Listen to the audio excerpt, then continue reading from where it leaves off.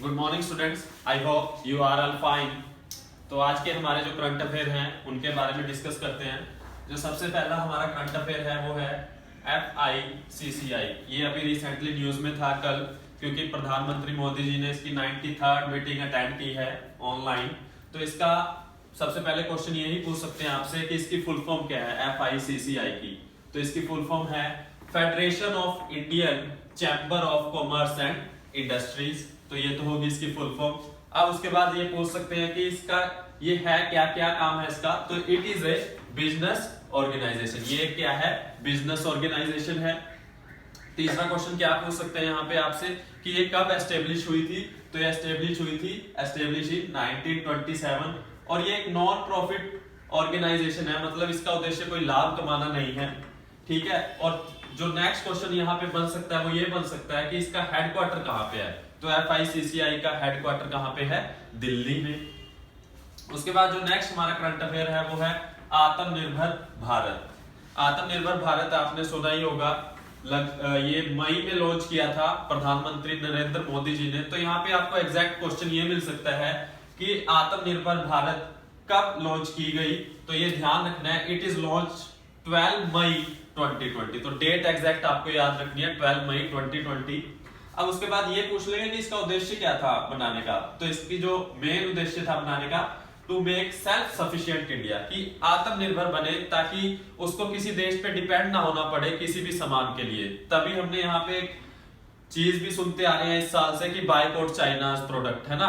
तो इसीलिए ये स्कीम लॉन्च करी थी कि ताकि हम चाइना पे ज्यादा से ज्यादा डिपेंड ना हो और अपने आप ही जो भी हमें चाहिए वो अपने आप डेवलपमेंट उसकी कर सके। और इस दौरान प्रधानमंत्री जी ने एक पैकेज भी अनाउंस किया था जो था 20 लाख करोड़ का। ये भी आपसे पूछ सकते हैं कितने करोड़ का पैकेज जो अनाउंस किया था प्रधानमंत्री मोदी जी ने। तो 20 lakh crore package is announced. उसके बाद जो हमारा थर्ड करंट अफेयर है वो है ब्रिक्स समिट। हर साल ब्रिक्स समिट होती है, तो क्वेश्चन ये बनते रहते हैं हर साल कि भाई जो ब्रिक्स समिट हुई है वो कहां पे हुई है, किस कंट्री ने होस्ट की है। तो इस साल 2020 में जो ब्रिक्स समिट हुई है वो रशिया में हुई है 2020 में। और इसकी थीम क्या थी? थीम भी अक्सर पूछ लेते हैं, मैंने बताया थीम हर एक जो समिट होती है उसकी बहुत इंपॉर्टेंट होती है। तो इसकी थीम थी global stability, shared security and innovation growth. अब बात करते हैं कि ब्रिक्स बनी कब थी। तो ब्रिक्स कब बनी थी?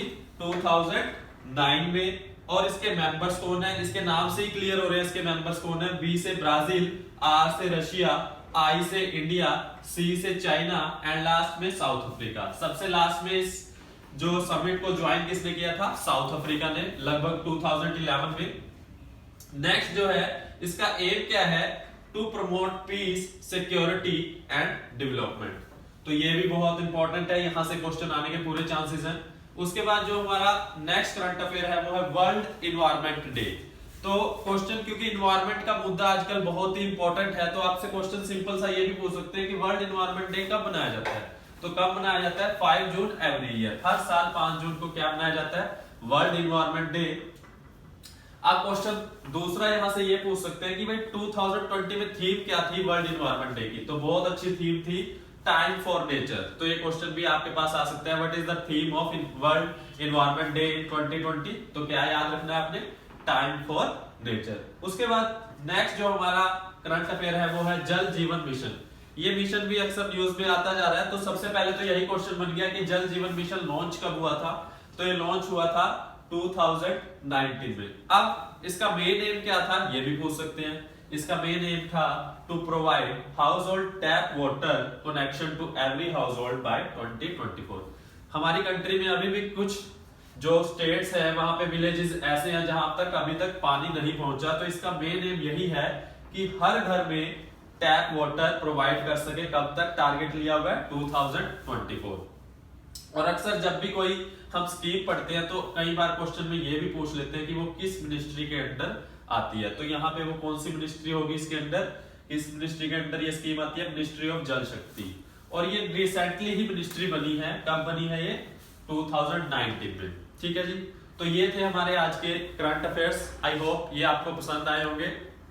तो ऐसे ही हमारे साथ जुड़े रहना। Thank you very much.